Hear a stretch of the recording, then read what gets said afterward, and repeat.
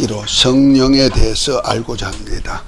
특별히 성령의 사역 속에서 있는 성령의 은사, 열매까지 다 알고자 하오니 주님 지혜 주셔서 아버지 하나님의 성령의 인도하심 따라 삶으로 우리 아버지께 영광 돌리는 삶을 살게 하옵소서. 종의 입술에 기름을 부으시고 말씀의 지혜와 지식과 능력으로 대언하게 하시고 듣는 우리 모두도 한 성령 안에서 은혜로 충만케 해주시고 예수님의 증인들 다 되게 해 주옵소서. 예수 그리스도의 이름으로 기도합니다. 아멘.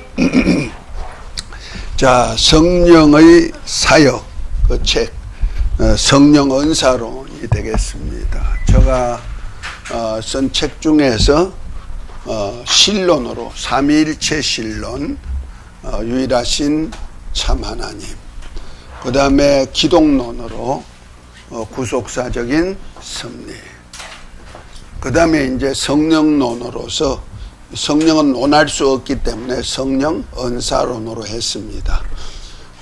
그래서 성령 은사론으로 성령의 사역에 대한 말씀을 이제 좀 할 것입니다. 우리가 그 성령을 받으라 주님께서 최초로 하신 말씀이 그 말씀이 있죠. 부활하신 후에 최초로 하신 말씀이 제자들이 예루살렘 어느 집 골방에 숨어 있을 때 그곳에 부활체로 나타나셔서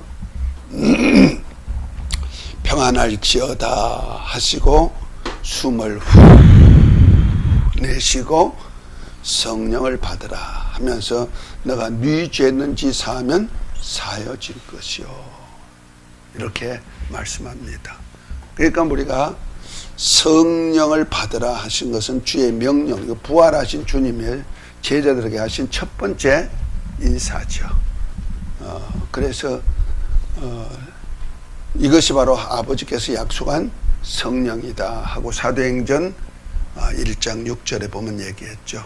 아버지의 약속하신 성령, 이 약속한 성령이 오실 때까지 기다리라는 말씀을 듣고 감람산에서 부활 성천하시는데 그때 고린도전서 15장에 보면은 500여 형제가 그 장소에 있었다고 얘기합니다.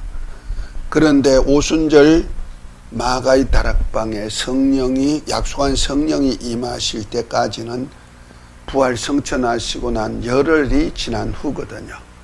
열흘 지난 후에 성령이 임하셨는 약속한 성령이 임하셨는데 그때 방언도 하고 예언도 하고 역사들이 나타났죠. 그후부터 이제 기독교회가 본격적으로 시작됩니다. 그날부터 시작해가지고 그래서 기독교회는요 성령으로 보정받지 않으면 기독교회가 될 수가 없다. 그 교회란 뜻이 회중의 모임이란 뜻이거든요. 그 세상에는 다 모임들이 많이 있습니다. 우리가 말하는 협회다, 뭐 이렇게 하죠. 조합이다, 이런 것들이 다 교회란 차원에서 있습니다. 에클레시아에서 교회란 차원입니다. 그런데 기독교회는 주는 그리스도시요 살아계신 하나님의 아들이십니다 하는 고백 위에다가 세워진 교회이기 때문에 그 기독교회가 다른 이유가 바로 예수님에 대해서 누구라고 하느냐에 따라서 교회가 되고 기독교회가 되고 아닌 교회가 되고 그렇습니다. 그러니까 예수님이 하나님의 아들 그리스도인 것을 믿으시면 아멘. 그 믿음이 시작되는데 그 믿음이 그냥 되어든 것이 아니고 성령으로 알려줘가지고 된 것이란 말이야. 그러니까 성령이 알려주지 않으면은 기독교회가 탄생할 수가 있다 없다? 없다. 그래서 그 성령을 약속한 성령을 사모한 사람이 그 말씀을 들은 자가 500명이나 되지만은 성령 받은 사람은 정작 몇 명이더라? 약 120여 명이 되더라 그랬어요. 그러니까 380명은 말씀 들었다고 성령 임하신 것이 아니죠. 그 380명은 어디 갔을까? 자기 볼일 보러 갔든지 믿음이 연약하든지 뭔가 말씀에 은혜가 들댔든지 곧 약속을 믿는 믿음이 들댔든지 여러 가지 조건이 있겠죠. 특별히 우리가 시간적으로 계산하면요, 예수님이 부활하신 날이 바로 안식 후 첫날이거든요. 안식일 다음 날이란 말이야. 지금 말하면 주1이죠.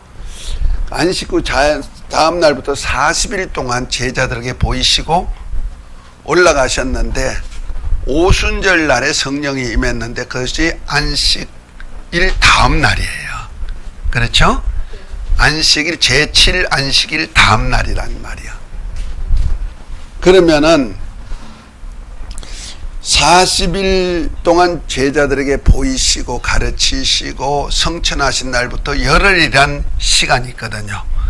그 시간 동안에 안식일이 몇 번 있을까?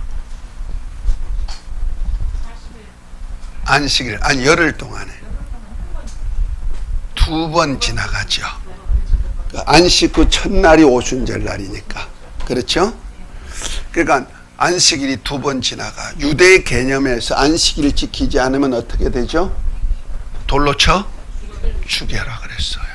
그 안식일을 철저히 지키는 그 당시에 제자들이 주의 약속의 말씀을 듣고 안식일 지키러 갔어요? 안 갔어요? 안 갔어요. 안 갔어요. 그럼 목숨 내놓고 주의 말씀 따른 자들이 120명이야. 그걸 하셔야 돼. 그 순교자들이에요. 지금 주일 성수 우리 하는 거 지금 오순절 안식 후 첫날이잖아. 그죠? 예수님의 부활한 날이 안식 후 첫날이란 말이야. 이것을 주일이라 그러죠. 주의 날. 그래서 주의 날에 성찬식을 하러 떡을 떼러 모였단 말이에요. 성찬식이죠. 예수님의 죽으심과 부활하심을 기념하는 그 기념으로 모인 날인데, 이 주일 성수한다는 것이 바로 우리 신앙 고백이 되는 거죠. 그런데 주일 성수를 정말 약속한 성령을 받으라고 주님이 말씀하셨던 그 날인데, 약속한 성령이 임한 날인데 누구에게 임했더라? 목숨을 걸고 율법을 지켜 산 사람이 아니고 주의 말씀을 지켜 산 사람, 안식일 2번이나 어기면서 목숨 내놓고 지킨 사람. 그러다 보니까 그들이 그냥 있으면 큰일 나니까 전혀 기도에 힘썼던 사람. 그러죠? 목숨 내놓고 기도하는 거야. 그 사람들은 기도를 해도 어떻게 했다? 목숨 내놓고 기도하는 사람들, 주의 말씀에 목숨 내는 거야. 그런 사람들이 기독교인이란 말이야. 그날에 약속한 성령이 임하셨단 말이에요. 그것이 바로 기독교회예요. 그러니까 성령의 역사가 없으면 교회가 아니다. 아니다. 성령이 떠난 교회는 교회가 아니다. 이걸 잘 아셔야 돼. 그래서 계시록 2장 3장에 보면은 7 교회가 나오죠. 자, 제가 옛날에 좀 외우는 법을 알려줬는데 한번 외우나 봅시다. 한번 시작. 첫 자만 먼저 시작. 자, 그냥 쭉 7 교회 다 해봐요. 박수 한번 해요. 박수. 이거. 자, 에서버르 사필라. 그냥 요즘 아파트 사기가 얼마나 힘들어. 근데 에서버르 가서 아파트 하나도 못 사는 세상 아니야. 에서버두 사빌라 교회죠. 이게 전부 다 성령이 교회 아들에게 하신 말씀을 귀 있는 자는 들을지어다 그랬죠. 성령의 말씀을 들을 수 있는 귀 있는 것이 마다 교회다. 이것이 하나님의 아들들이다. 그래서 성령의 말씀을 듣고 지키는 자를 이긴 자라 그러고, 이기는 자를 새 예루살렘 성을 유업받을 수 있는 하나님의 아들들이다. 계시록 21장 7절에 보면 말씀하고 있죠. 그들이 바로 땅의 왕으로서 면류관을 쓰고 만국 백성과 함께 열린 문으로 입성하시죠. 그래서 어린 양과 하나님의 보호자 앞에서 세 세트로 왕노릇 할 자들이다. 결과적으로 하늘나라를 유업받아서 다스릴 수 있는 장자권을 가진 사람들이 누구다? 교회다. 기독교회다. 그래서 기독교회가 하나님의 아들이란 것을 성령으로 인쳐 보정을 받아야 된다는 거죠. 그래서 바울 사도는 이걸 알기 때문에 로마서 8장 15절부터 18절까지 이렇게 말씀한 것이 우리가 무서워하는 종의 영을 받지 아니하고 양자의 영, 곧 아들의 영을 받았으므로 하나님을 아빠, 아버지라 부르짖느니라. 성령이 친히 우리 영으로 더불어 우리가 하나님의 자녀인 것을 증거하신다 그랬죠. 성령은 누굽니까? 아버지의 성령이라고 마태복음 10장 20절에 얘기했죠. 그러니까 아버지의 성령이 너가 하나님 내 자녀야 하고 확정해 주는 것이 성령으로 인쳐줬다는 거죠. 그래서 자녀이면 후사 곧 하나님의 후사요 그리스도와 함께한 후사니 영광 받기 위해서 고난도 함께 받아야 될지니라. 보라 현재 고난은 장차 올 영광과 좋게 비교할 수 없다 하고 말하죠. 그러니까 이 하나님의 후사 곧 장자권을 가질 수 있는 자들에게 주신 것이 누구다? 성령이다. 그래서 이 성령을 받은 사람은 하늘로부터 난 자이기 때문에 땅에서 난 모든 사람보다가 큰 자다. 지난번에 제가 얘기했었죠. 영적 존재 중에 만물의 영장이 누구다? 하나님의 아들들 된 저와 여러분들이 있다.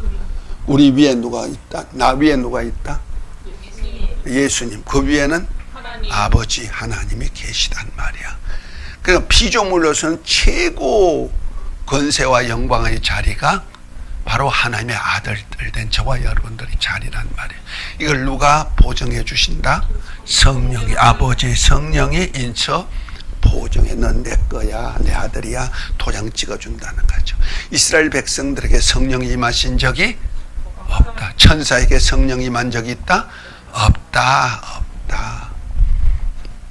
그래서 구하고 찾고 두드리면 가장 좋은 것 주시는데 무엇을 선물로 주신다?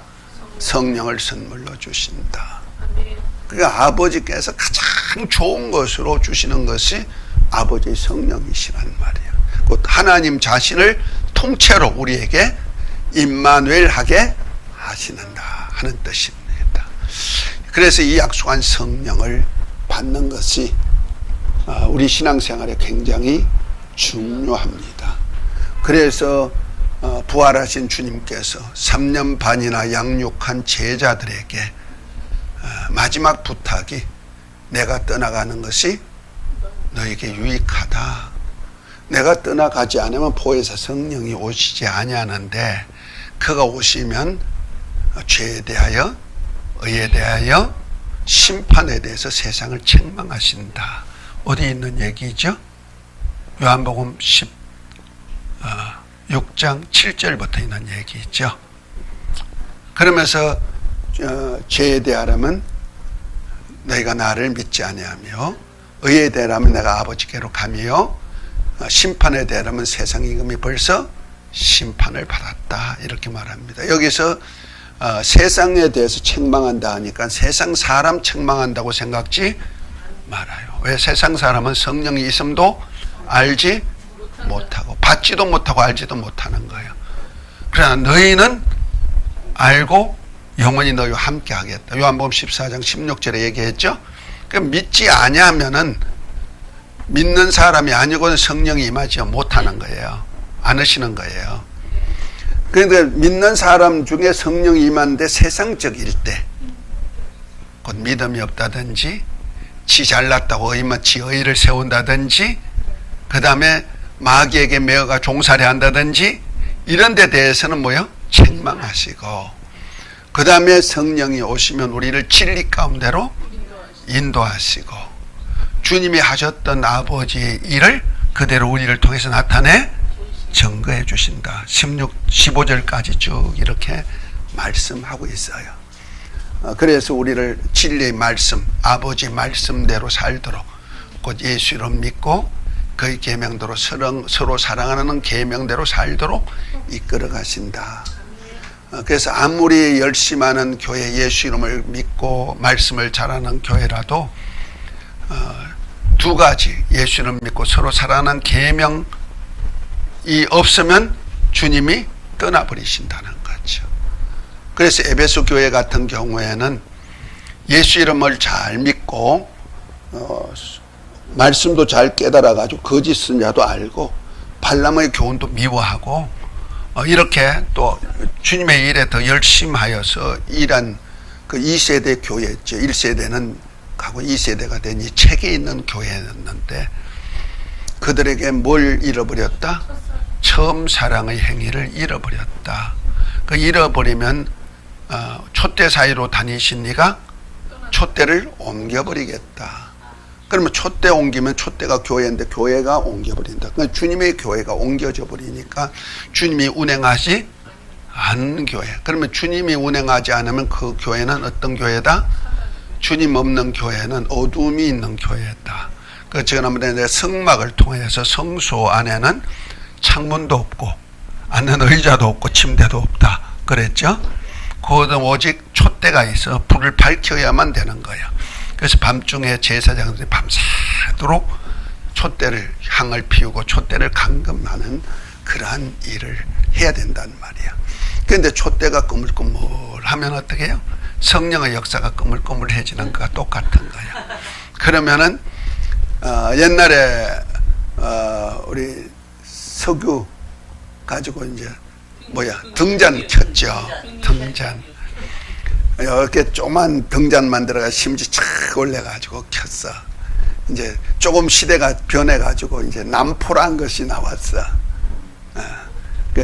이제 심지도 좀 넓적하고 커 올리면은 대신에 여기 위가 뭐 같아? 뭐 호롱불 같이 이렇게 해가지고 유리로 된 거 있어. 그 남포라 그래. 그거 가지고 이제 켜고 그 다음에는 또 조금 더 발달돼가지고 이렇게 동그란 유리로 해가지고 탁 닫으면은 닫고 열릴 수 있도록 이렇게 했는데 전부 다 심지를 감금해야 돼. 이렇게 딱딱 띄줘야지.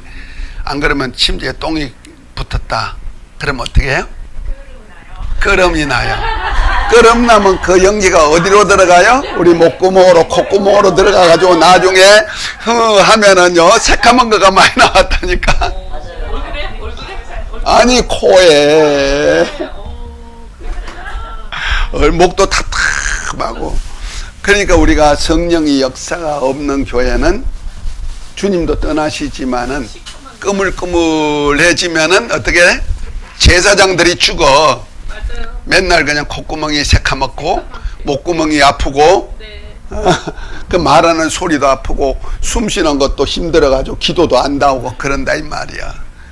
그래서 제사장이 밤새도록 의자에 앉지도 많고 기름 떨어졌나 싶으면 기름 부어주고 끄물거리냐 하면은 가위 가지고 딱 집게로 찝어서 탁 잘라가지고 집게로 찝어서 불똥 담는 그릇에다가 담아가지고 이따가 버리는 거예요. 그래서 날마다 밤새도록 감금해야지. 감금하지 않으면은 죽어. 지금 그거요. 그러니까 할렐루야 감사합니다. 복 받으세요. 복 받으세요. 운동 잘하시구만. 쪼그리 앉아서 걷는 게. 이 성령이, 그래서 우리가 성령이 없는 교회가 되면 안 돼요. 그래서 목숨 걸고 약속한 성령을 받으라 했을 때 목숨 걸고 그날을 기다렸고 그 받은 자들이 세운 것이 기독 교회다.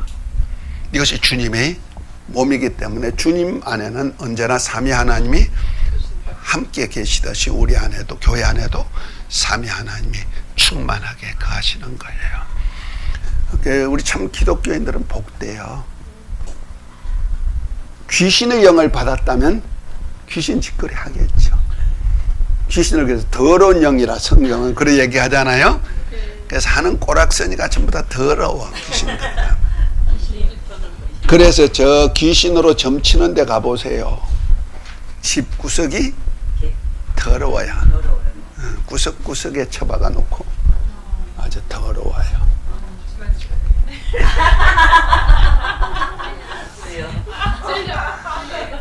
그런 집에 보면 정신병이 있어. 정신병자가 있어. 우울증이 있든지 아니면 어떤 헛소리하는 정신병자가 나오든지 그 인격적인 사람들이 잘 안 나와. 그리고 대한민국도 가만히 보면 정치한다는 사람들이 정신병자들이 꽤 많은 것 같아.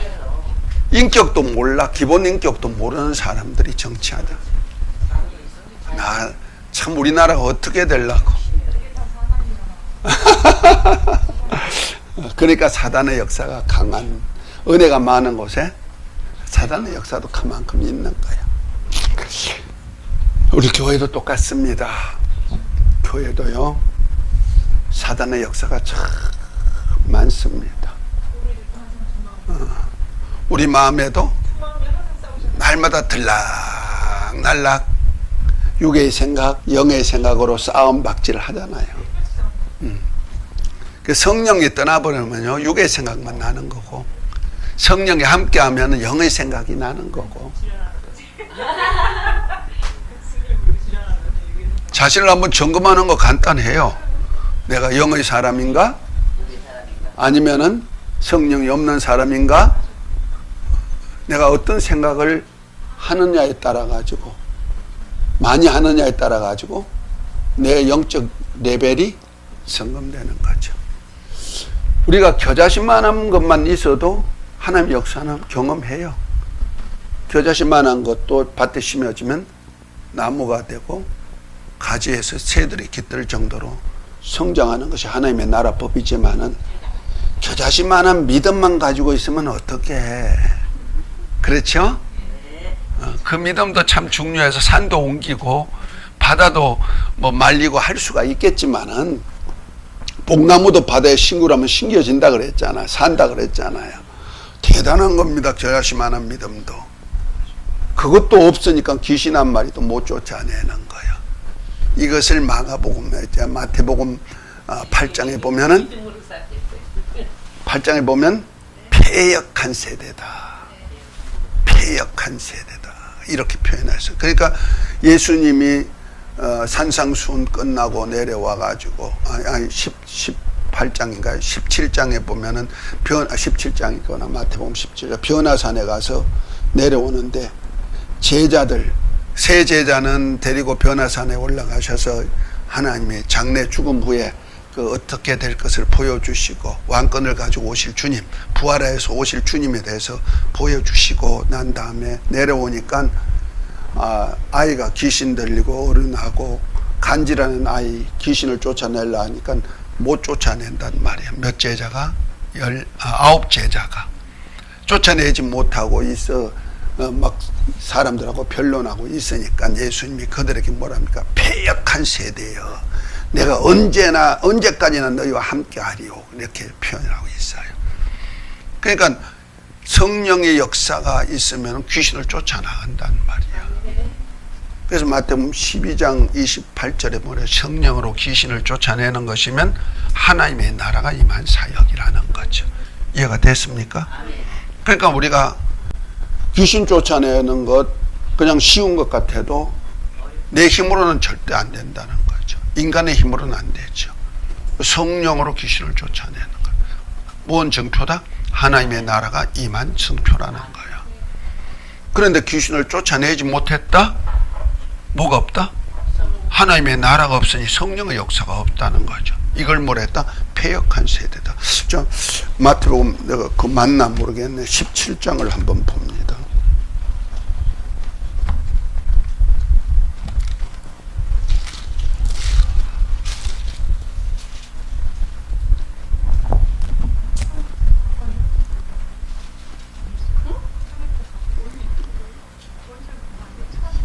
어, 17장 14절부터 마태복음 17장 이제 1절부터는 이제 변형산에 올라가서 세 제자와 앞에서 변형되신 예수님의 모습, 엘리야와 모세가 나타나서 삼자 대면하는 모습이 나오고요. 그래서 그때서 예수님이 이제 산에서 내려오죠.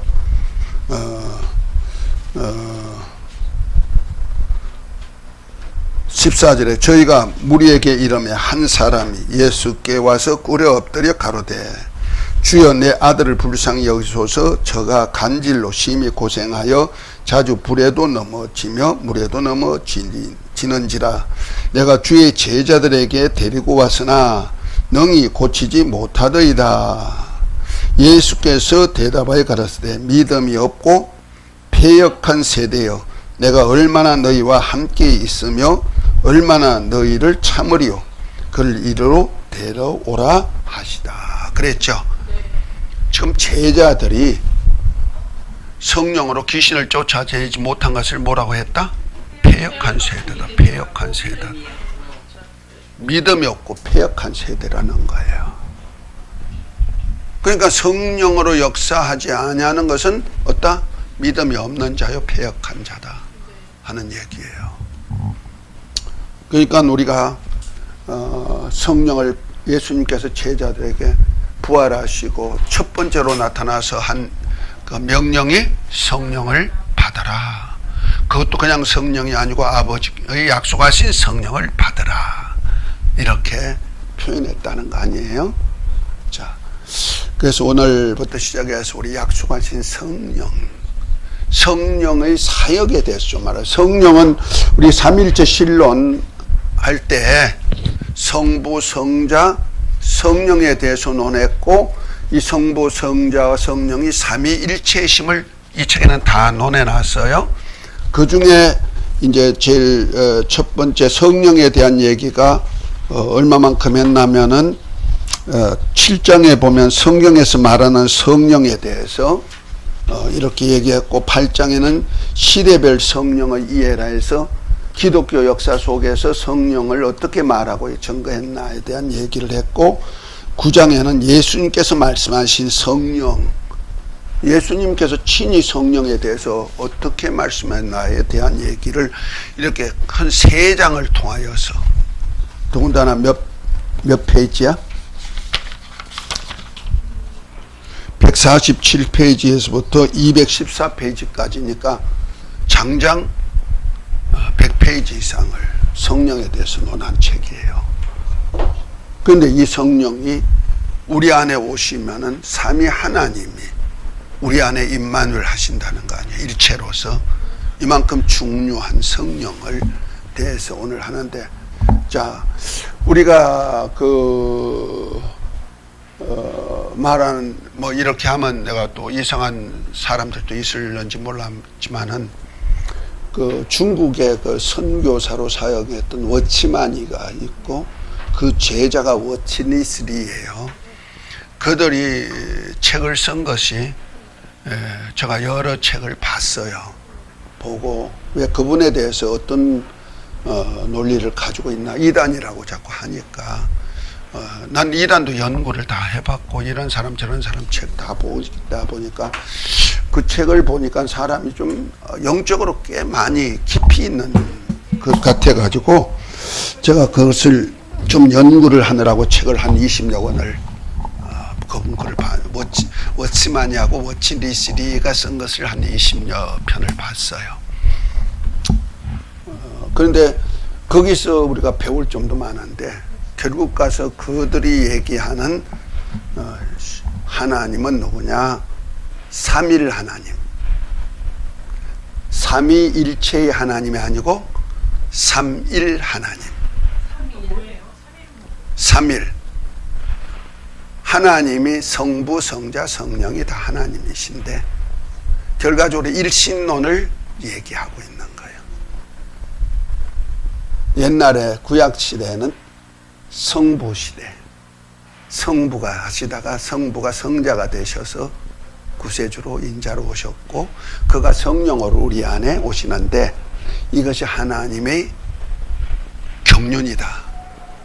그 하나님의 경륜, 곧 하나님의 구속사적인 뜻은 성령이 우리 안에 곧 삼위 하나님을 모시는 것이 하나님의 경륜이다. 결과적으로 우리가 누굴 모시는 것? 하나님, 삼위 하나님을 모시는 것으로 그들이 신앙의 결론이 나오는 거야.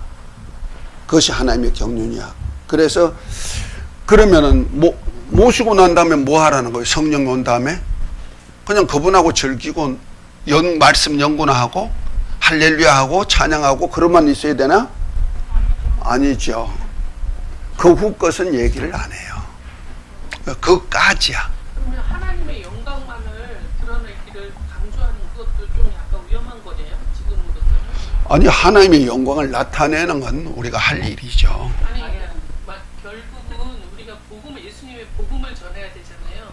성부, 성자, 성령 이렇게 돼가지고. 그런데 그 복음을 별로 초점을 안 하고 어떤 성령의 임하심의 그 영역에서 우리가 이렇게 뭐라 그러냐 그걸 뭐라 그러지? 성령의 기름 부으심 위 단계에 어떤 그 위에 하나님의 영광만을 이렇게 참여하는 자로 났을 때 모든 것이 이제 거기에 초점이 돼서 그러니까 하나님을 모시고 사는 것을 최고로 하나님의 뜻으로 말하고 있다는 거예요.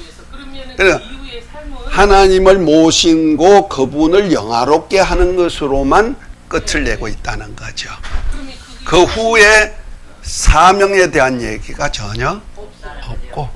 그러면 그 주의 워치만이 한계 아닙니다. 그래서 한계가 그것까지요. 그까지니까 그게 그 하나님이 알려주신 것이 그 한계니까 그 다음 사람들이 또 그 다음에 그런데 그분이 그러다 보니까 뭐가 나면 교회에 대해서 흐지부지한 거야.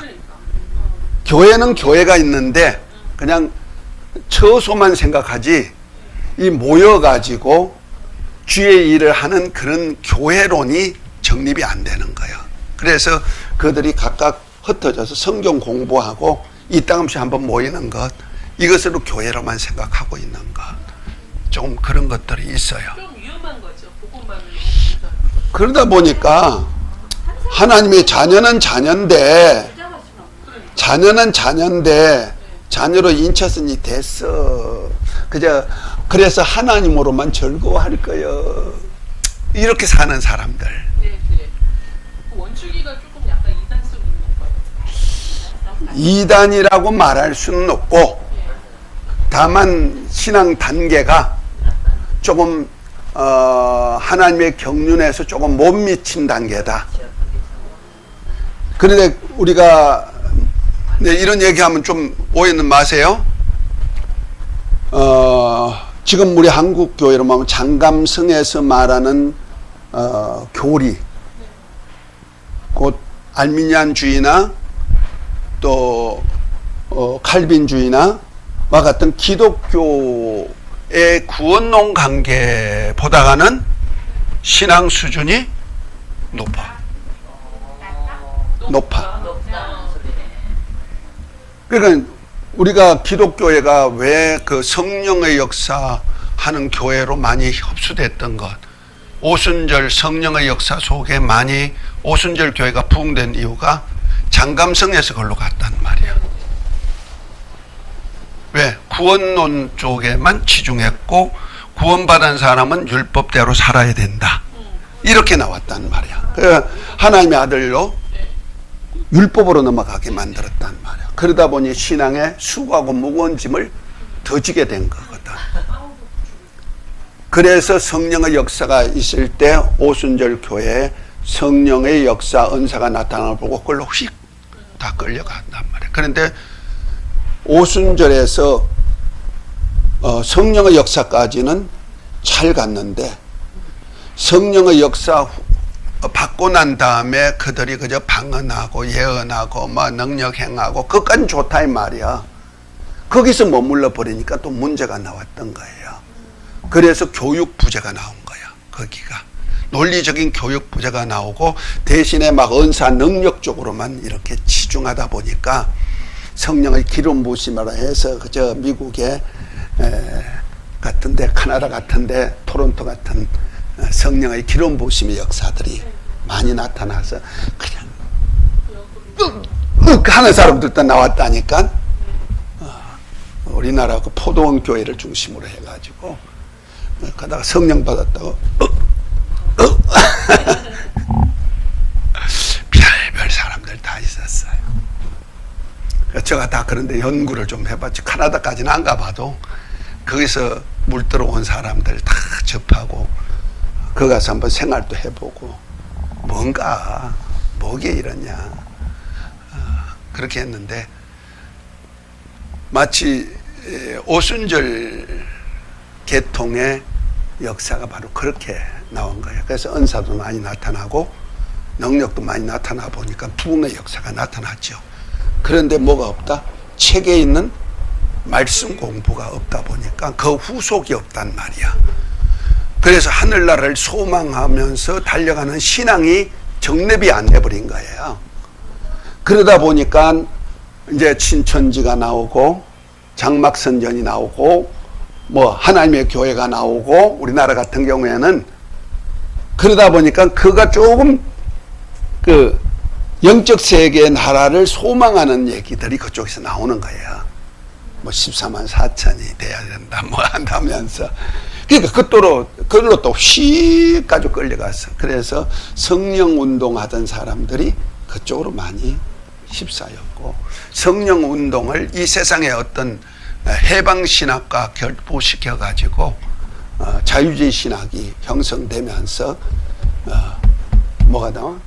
WCC 같은 종교 다원주의가 나와서 오순절 계통의 사역자들이 다 그쪽으로 다 합해져 버렸단 말이야. 근데 어떻게 그 절이나 그렇게 기타 등등 그런 곳에 어떻게 하나님의 구원의 길이 있다고 WCC 대놓고 하는데 목사님들이 그 동조를 할 수 있는 뭐 완전히 악마의 역사. 연합해서 거기서 기독교를 나타내자 하는 뜻에서 취지해서 했다고 하는데 그와 합하면은 그들이 무리와 똑같은 거지 뭐. 그러니까 불교도 구원이 있고 기독교도 구원이 있고 다 모든 신들은 다 구원이 있는데 다만 그리스도만 다르다 이런 뜻이 되는 거야. 그것을 말한 사람이 내가 말하기 그렇지만은 우리나라에서 제일 큰 교회를 세웠던 그 목사님이 동국대 세미나에 가가지고 한 얘기가 불교에도 구원의 길이 있고 기독교도 구원의 길이 있다. 하나가 될 수 없지만 결론적으로는 구원에 이르는 것이다. 이렇게까지 얘기를 했잖아요.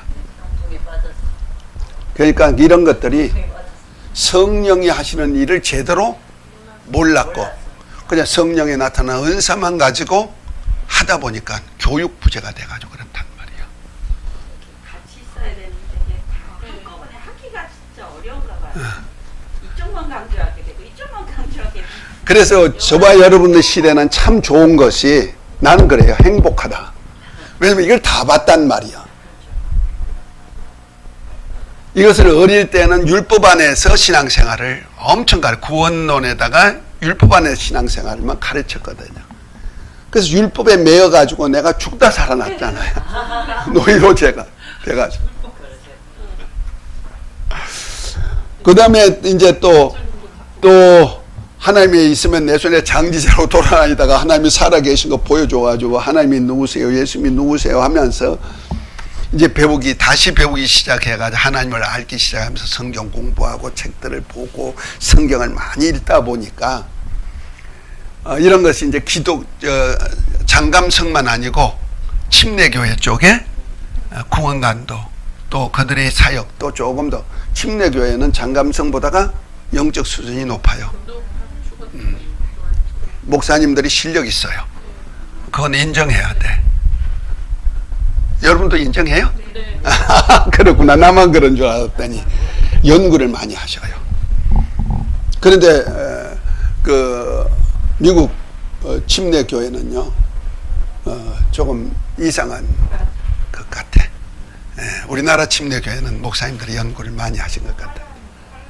근데 침례교가 원래 미국에서 나오는 거죠? 다 이제 서쪽으로 이렇게 돌아와서 그러니까 침례교회는 원래 예수님으로부터 밥티저, 세례냐 침례냐에서부터 시작해서 나는 침례 받겠다 한 사람들이 침례는 명령으로 받아서 했던 사람들이 신앙 고백 속에서 세워진 교회니까 좀 깐깐하죠. 그러다 보니 미국의 원래 원조 침례교회. 그래서 기독교 역사상에 재침파란 것이 나와. 세례 받은 사람도 세례는 약식이니까 교황이 정한 교리 안에서의 세례니까 세례 받은 사람은 침례 받아야 된다. 재침파가 나온 거예요. 재세례파라 그러죠. 그래서 기독교 역사에는 그걸 이단으로 얘기하는 거예요. 그러나 역사를 보면 예수님으로부터 줄기가 세워졌고 세례에 대한 성경적인 원리, 성경과 원리를 알아보면은 침례가 맞는 거거든. 우리가 사는 데는 물속이란 말이야. 물속에서 영원한 영계의 나라로 올라가는 것, 이 고백이거든요. 지난번 내가 그림으로 그려줬는데 이해가 됐죠? 그래서 제가 장로교 신학교 하나님이 보내셨고 그 택자 구원 때문에 시험 들은 나를 기업고 장로교단에 보내가지고 장로교단의 구원 교리와 엄청 싸우게 만들고 따지게 만들고 그러다 보니까 연구를 더 하게 되고 참 하나님 역사는 그러네요. 무식한 나를 갖다가 하나님께서 그렇게 지혜롭고 잘났으면 하나님이 글로 안 보냈을 텐데 굳이 가게 그냥 무식하니까 그냥 성경이 있으면 있는 대로 그렇게 믿고 살다 보니까 하나님이 그쪽으로 보냈잖아. 그것도 침례교 집사가 내가 감리교 다녔는데 새로 신앙생활 하면서 감리교 다녔어요. 인천 간석 감리교회. 다음에 지금 또 뭐였나 이혁진 목사님이 세웠던 교회 언성교회 언성감리교회 거기 다니다가 나보고 신학교 자꾸 하라는데 그 신학교 어디 갈까 했으면 감리교로 보내야 될 거 아니야. 그 목사님이 글로는 소개 안 하고 그냥 있는데 내가 내 동생 전도사였는데 그 얘기했더니 동생은 침례교거든요. 그러니까 침례교 집사한테 얘기했는데 그 집사님이 나를 어디로 보낼까 생각했다는 거야. 그런데 자기가 아는 것이 장로교 신학교를 아는 거야. 장신대 교무과장을 아는 거야. 그가 상담해가지고 나를 거기다가 등록해 놓고 장학생으로 거기다 등록금 다 넣어놓고 나보고 가래야. 참 희한하시죠. 내가 택자 구원론에 그냥 시험 들어가지고 악질 하나님 나 지옥 가려고 만들어 택겠단 말이야 하면서 했던 것이 제일 싫어하잖아. 장로교 칼빈주의가 교리가 그거니까. 그래서 내가 싫어했던 데를 하나님은 기어코라도 보내셔. 이유가 있겠죠. 그래서 내가 참 감사한 것은 그 신학교 교수들이 짱짱하신 분들이요. 침례교 교수도 있고 장신대 사당동 전부 다 그 짱짱한 교수님들이 오셔가지고 거기에 가르치는데 그거는 어떤 교파가 장로 교단인데 총회가 없는 신학교예요. 그 라보도 선교사가 세웠다 해서 라보도 신학교라 그러죠. 지금은 웨스트민스터 대학원 대학교가 되어 있습니다. 거기에다가 등록해놓고 가라고 해서 갔는데 그래서 김남식 교수가 있었어요. 옛날에. 그 교수님하고 맨날 싸웠어. 맨날. 나보다 연세가 좀 한 10살이나 많으신 분인데도 그랬더니 나를 제일 사랑하더만. 아이고 우리 권전도사 때문에 내가 연구 많이 했어. 왜 보냈을까? 질문 많이 하셨어요? 예. 근데 우리 질문하는 게 안 받고. 내가 왜 안 봐도 참나 구속사를 할 때는 질문을 하지 말고 다 들으라 그랬고, 듣고 난 다음에 모르는 거 있으면 질문하라 그랬죠. 내가 언제 질문하지 말라 그래서. 왜냐면은 구속사는 연결해서 이렇게 이어지는 얘기거든요. 그 속에 비밀이 다 들어있는데, 여러분, 우리가 알고자 하는 비밀이 다 들어있는데, 중간에다 질문해버리면 아직까지 배워야 될 것에서 질문하니까 그것까지 땡겨가지고 또 해줘야 되잖아. 그러니까 중간이 자꾸 끊어먹는 거야. 그래서 다 듣고 난 다음에 의문되는 건 뒤에다가 레포트 해놨다가 나중에 다 듣고 나서 모르는 것이 있으면 질문하세요. 이렇게 했지. 내가 언제 질문하지 말라. 그러니까 나중에 하려고 보니까 다 질문할 것이 없어져 버렸지 뭐.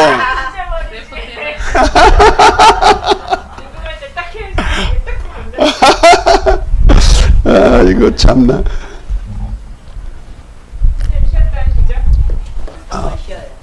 벌써 그래 됐나요? 아니요. 내가 반까지만 해요. 아니야, 반까지만 해요. 아직까지 시작인데 뭘 또 중간에 끊어. 아니, 원래 11시 반까지 하는 거요. 아, 됐어요. 조금 이따 할 거야. 내 마음대로요, 그냥. 자, 그러니까 한번 얘기할 때 얘기합시다. 얘기하다가 중단하면 그렇잖아. 그래서 우리가 그래서 제가 연구할 수밖에 없었던 거가, 옛날에 장로교단에서 내가 칼빈주의에 시험 들어가지고 이렇게 헤매다가 보니까 하나님이 누구세요? 예수님이 누구세요? 살아계신 하나님 만나고 난 다음에 물으면서, 그래서 내가 신학교 다녀도 이건 다가 아니구나. 그래서 제가 많은 목사님들을 만나러 다닌 거예요. 세미나 하시는 한 50여 명의 세미나 하는 데를 다니면서 그분의 노하우를 다 답습하는 거예요. 그것도 부족하니까 서점에 가가지고 주님 무슨 책이, 이런 분야에 무슨 책이 좋아요 하면서 기도하면서 딱 보면 책이 하나 딱 보여. 눈에 띄어. 열고 보면 그 책이야. 그래가지고 책도 많이는 안 봐도 그래도 나름대로 글 읽기 제일 싫어하는 사람이 글 읽기 시작했고, 글쓰기는 뭐 문학에 소질도 없는 사람이 뭔가 하나 아는 것마다 정리하고 썸머리 했던 것이 이런 책으로 나올 수 있는 그런 하나의 도구가 되고, 그러면서 하나님께서 나를 하나 둘 했는데, 어떤 때는 몰라가지고 끙끙거리고 있으면 꿈속에 나타나셔가지고 요만큼 하나 딱 풀어주셔. 요만큼 알려주셔. 그런데 그것이 빛이 딱 오면은 조그만 빛인데 나중에 보면 막 확산해가 세계를 다 빛을 비치듯이 딱 하나를 알려주는데, 이것이 성경 전체가 막 풀어지고 막 이런 역사들을 많이 본 거야. 그래서 꿈에도 많이 교육받았네요. 예. 그러면서 하나님이 그 알게 했을 때 깨닫게 한 것을 썸머리하고 뭐 연구하고 이렇게 해가지고 나누고 막 이랬던 것들이 하나씩 이렇게 정립이 돼서 나오는 거예요. 그러면서 제가 하는 얘기가, 우리 기독교회가 이 단계가 있었구나. 구원관에 대한 단계, 곧 어린아이 같은 신앙의 단계가 있었고, 그 다음에 성령의 은사와 능력 가지고 마귀를 멸하고 막 귀신 쫓아내고 막 이랬던 단계까지 있었구나. 그 청년 단계. 그렇죠? 청년들아, 너희가 악한 자를 이겼으며 하는 그 악한 자를 대적하고 이기는 그 단계, 그 성령의 은사와 능력. 그런데 그것 가지고 안 돼요. 뭔 단계까지? 태초로부터 계시는 하나님을 아는, 태초부터 계신 하나님의 뜻을 아는 단계, 아비 단계가 필요하다는 거예요. 그래서 하나님이 저를 통하여서 한 단계씩 한 단계씩 경험하면서 나를 키워갔고, 지금도 미완성이에요. 내가 쓴 책이 완성품이 아닙니다. 미완성이에요. 왜냐하면 성령의 역사는 초대교회만 끝난 것이 아니고, 사도행전의 역사는 계속 주님 오실 날까지 이어지는 역사란 말이야. 그것이 성령의 역사거든요. 그러니까 제가 아는 것보다 여러분들은 내가 아는 단계까지는 여러분에게 말할 수 있잖아요. 내가 깨닫지 못한 단계는 말할 수가 없잖아요. 그러면은 그 단계에서 이제 깨달은 단계까지 나왔으면은 이제 아비 단계 턱걸이다 생각하면 되는 거예요.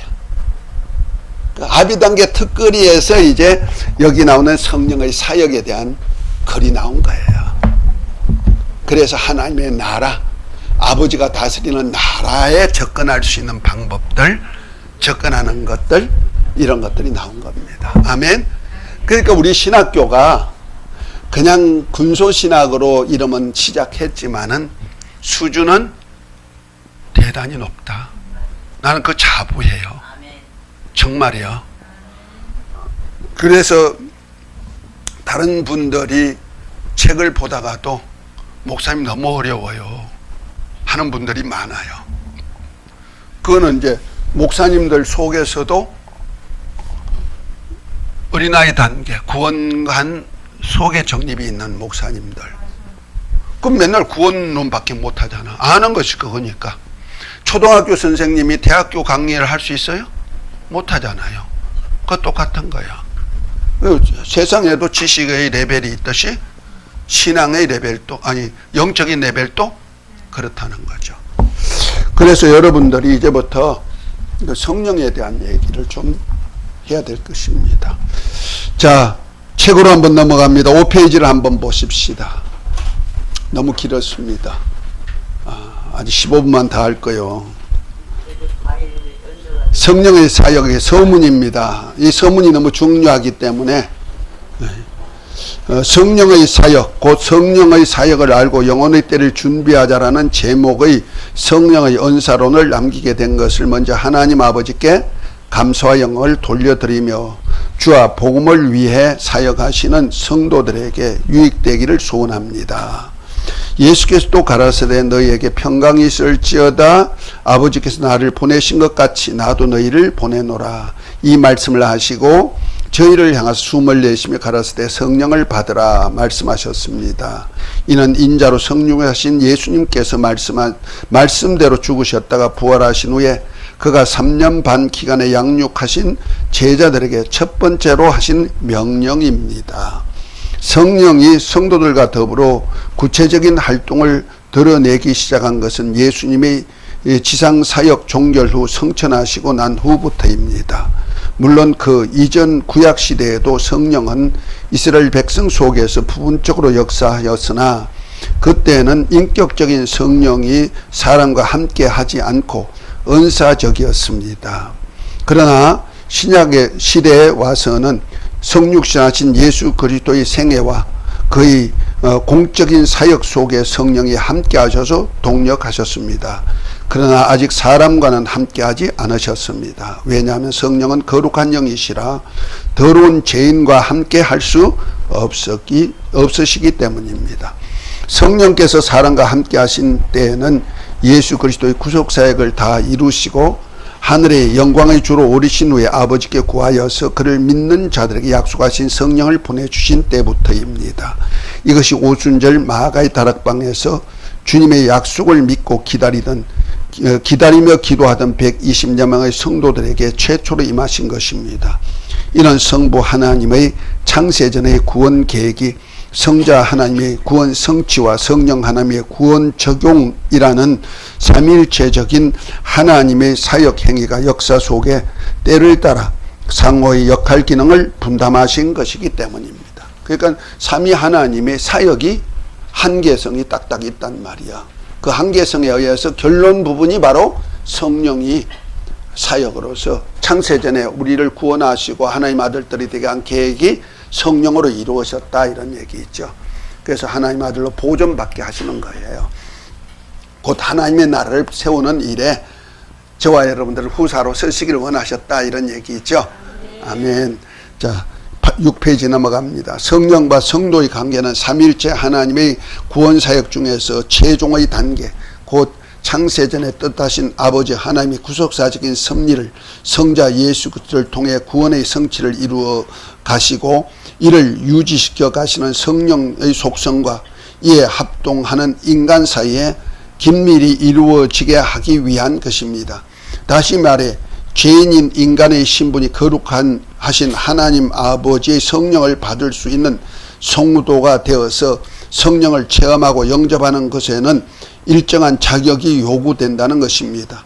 이는 요엘 선지자가 하나님이 정하신 때에 자신의 신인 성령을 만민에게 부어주실 것을 예언함과 같이 하나님의 주권적인 사역의 때에 성령의 감동하심을 통해 인자로 오신 예수님이 하나님 아들 그리스도임을 알고 믿는 것과 그리고 인간 자신의 신분이 죄인임을 알고 회개하는 노력과 육에 속한 옛사람의 신분을 주고 장사 지내고 예수 그리스도와 연합하여 새 사람으로 다시 태어나는 고백으로 성부와 성자와 성령의 이름으로 세례를 받고자 하는 의지가 동반되어야 성령을 선물로 받게 된다는 사실입니다.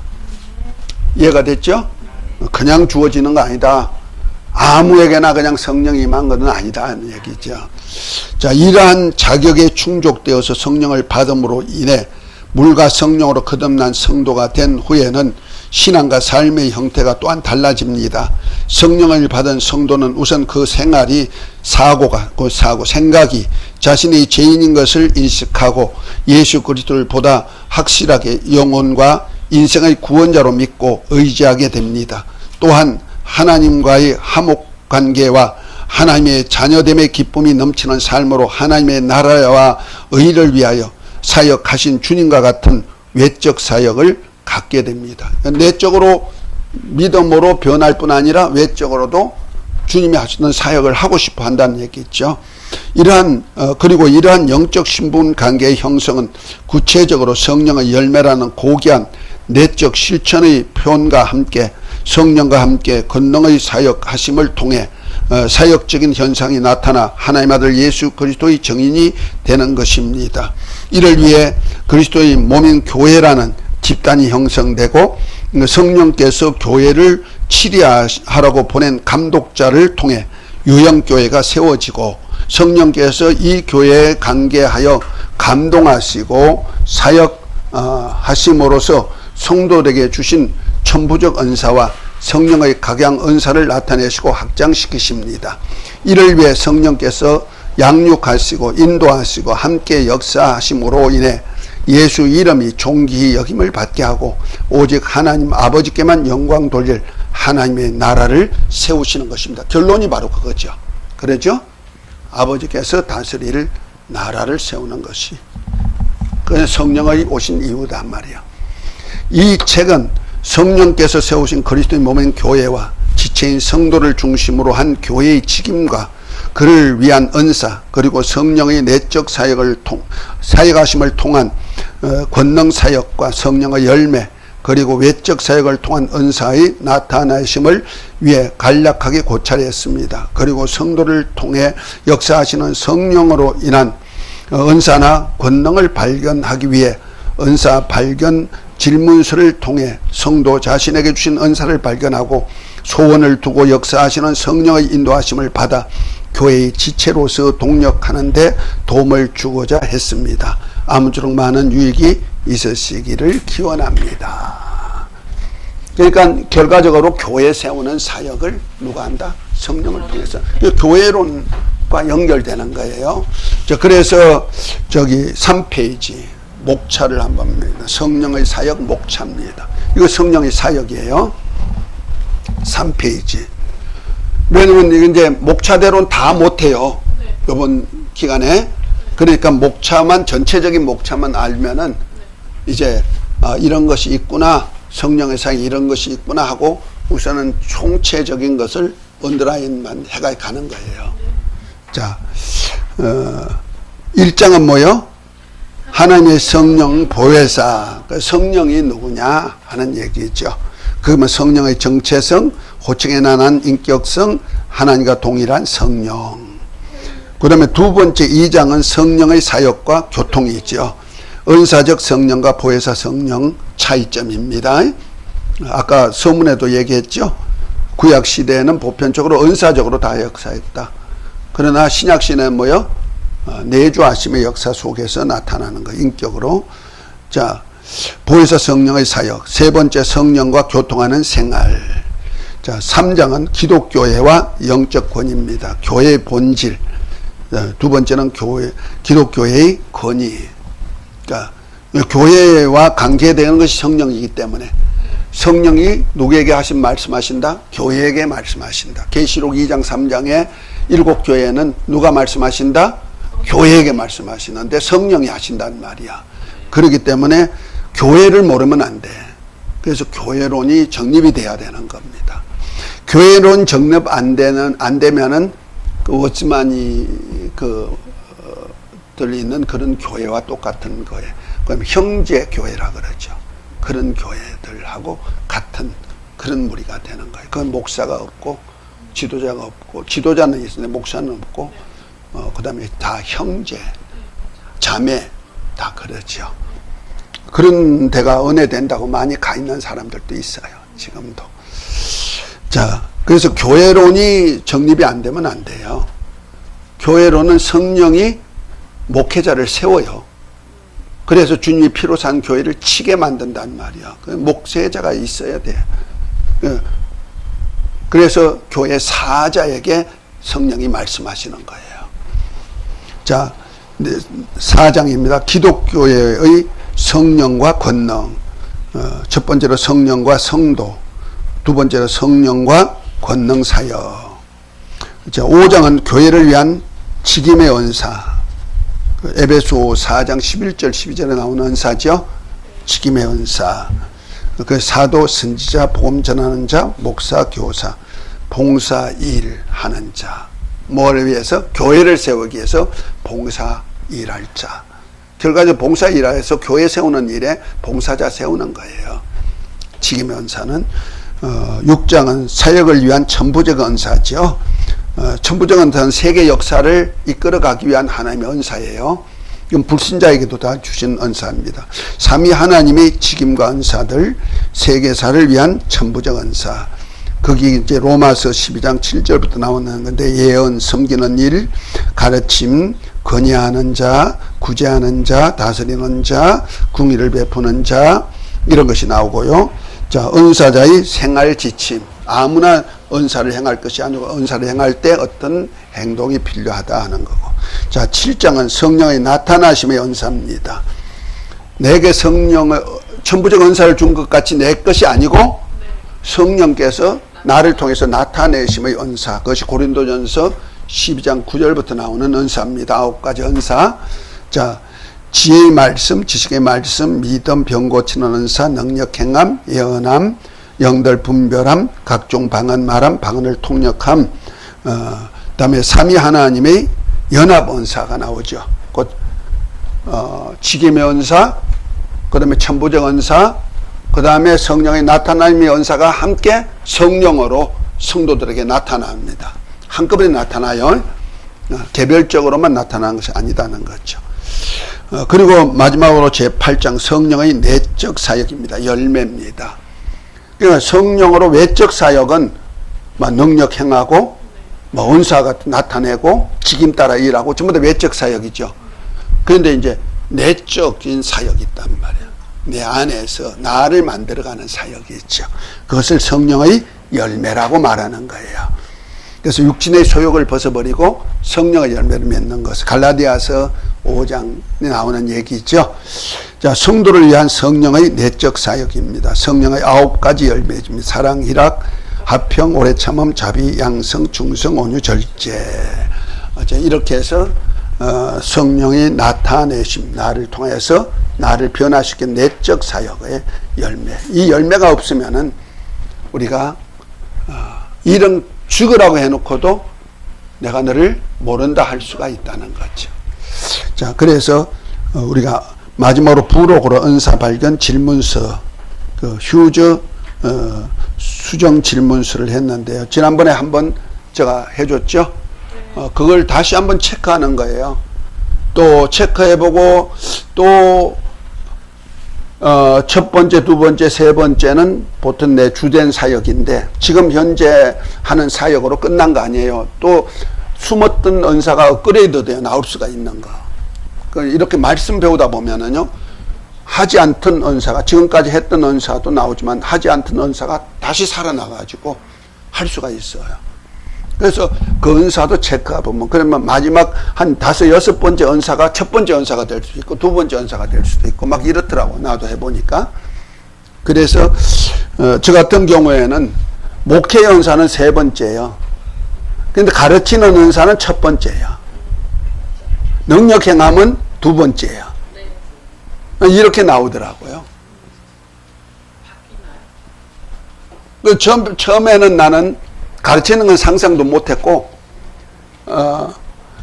성령이 임하면 권능받아서 예루살렘 가지고 증인이 됐는데 예수의 노 귀신 쫓아내고 방언을 말하고 뱀을 유두고 무슨 돌을 해를 받지 않고 손을 얹은 적 나으리라. 이 능력 사역부터 시작한 거예요. 집사 때부터. 그러니까 손만 대면 낫고 귀신 떠나가고 이런 역사들을 하다 보니 그거가 최고인 줄 알았지 뭐. 재련사인 줄 알았죠.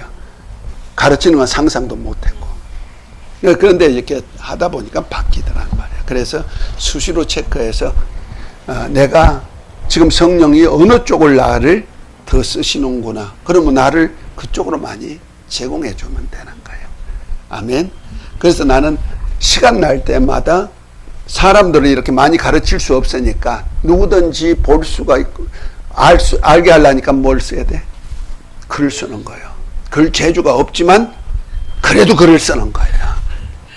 그러다 보니까 내게 능력 주시는 자 안에서 내가 모든 것을 할 수가 있게 만들어 주시더랍니다.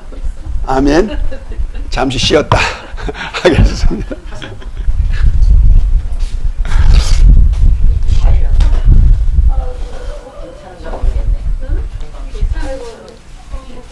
저자 좀 끄세요. 예?